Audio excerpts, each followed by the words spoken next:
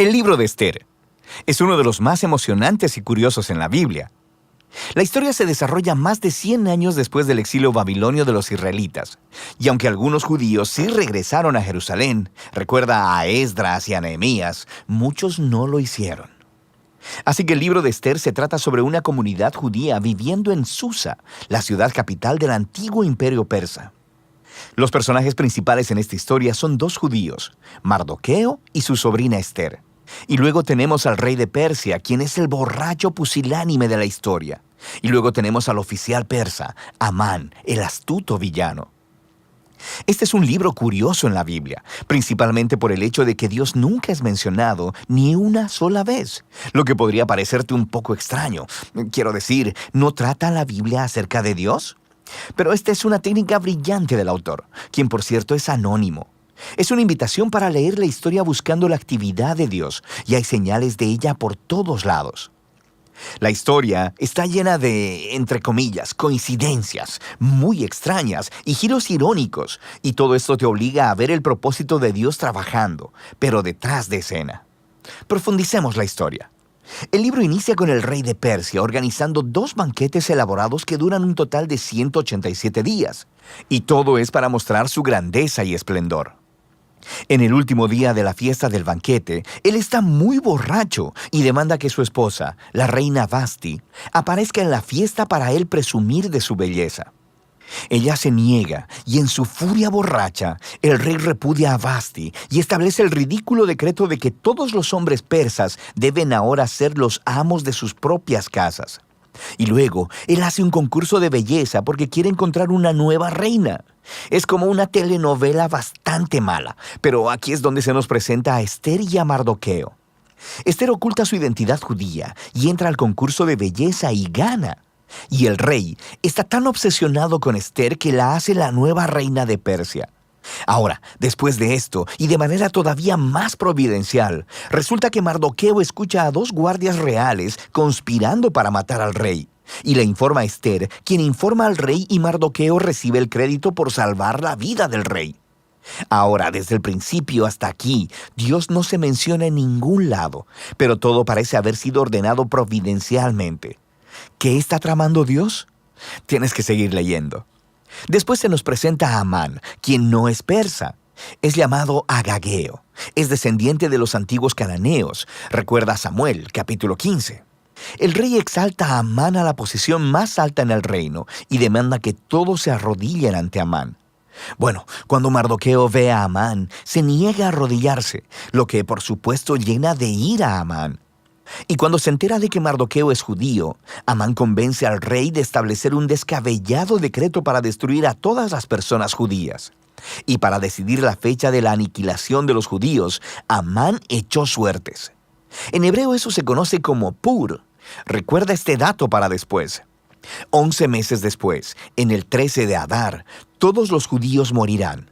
Después, Amán y el rey tuvieron un banquete en el que se sentaron a beber para celebrar su horrible decisión. Así que ahora el enfoque está sobre Mardoqueo y Esther, quienes son la única esperanza para el pueblo judío. Ellos planean que Esther revele su identidad judía al rey y le pida que revierta el decreto. Pero dirigirse al rey sin ser requeridos por él es, según la ley persa, una acción que merece la muerte. Así que en una declaración clave, Mardoqueo está seguro de que incluso si Esther se mantiene en silencio, la liberación de los judíos vendrá de algún otro lugar. Y luego Mardoqueo se pregunta en voz alta y dice, ¿quién sabe? Quizá fuiste hecha reina para este mismísimo momento. Esther responde con valentía y se dispone a ir delante del rey con sus asombrosas palabras.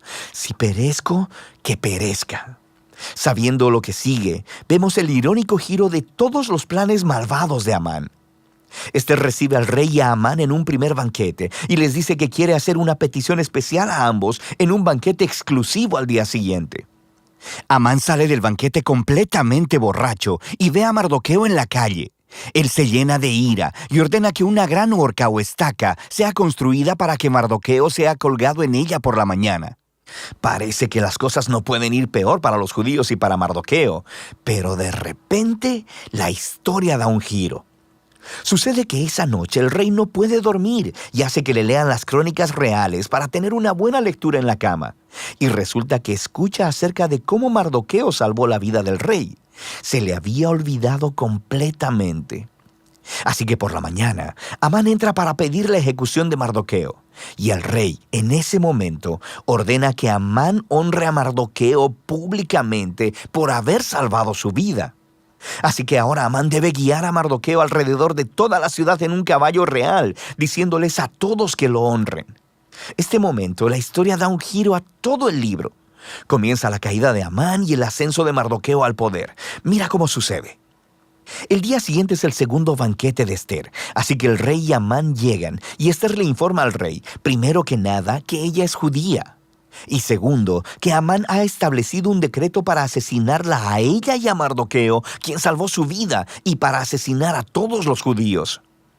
El rey había bebido mucho, así que cuando escucha estas noticias, vuelve a desatar su furia borracha y ordena que Amán sea colgado en la misma horca o estaca que hizo para Mardoqueo. La manera en que acabó Amán fue irónica y macabra.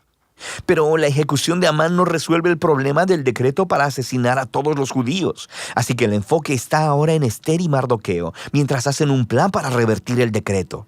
Ellos descubren que el rey no puede revocar un decreto que ya ha establecido. Así que en lugar de eso, el rey encarga a Mardoqueo que elabore un contradecreto. En el día asignado en el que se supone que todos los judíos serían asesinados, el 13 de Adar, se le ordena ahora a los judíos que se defiendan y destruyan a cualquiera que haya conspirado para matarlos.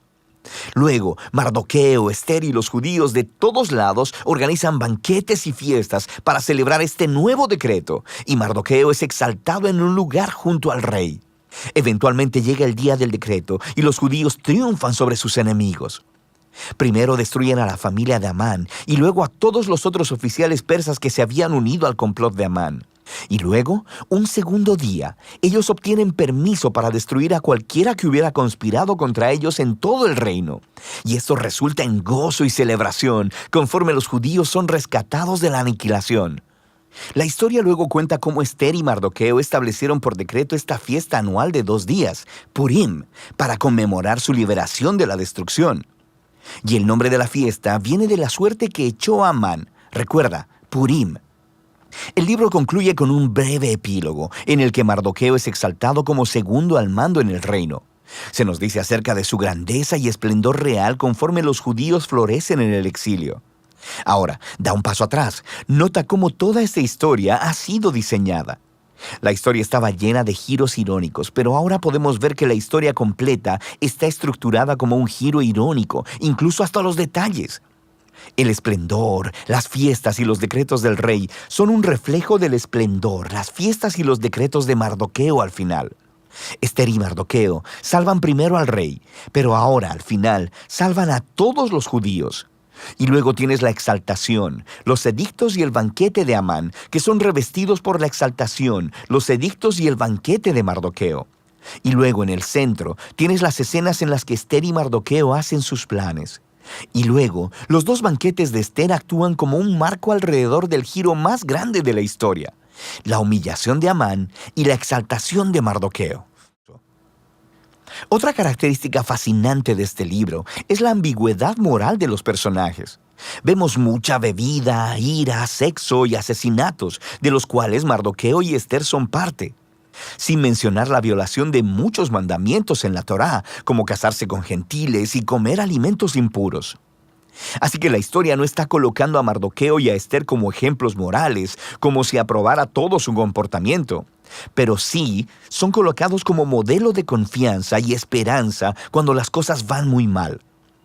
Y así el libro de Ester regresa a esa pregunta con la que empezó: ¿por qué no se menciona a Dios? El mensaje de este libro parece ser que cuando parece que Dios está ausente, cuando su pueblo está en el exilio, cuando son infieles a la Torá, ¿significa esto que Dios ha terminado con Israel? ¿Ha Dios abandonado sus promesas? Y el libro de Ester dice que no. Nos invita a ver que Dios puede trabajar y que trabaja en el desorden y en la ambigüedad moral de la historia humana. Y Él utiliza para cumplir sus propósitos la fidelidad de personas que han transigido moralmente.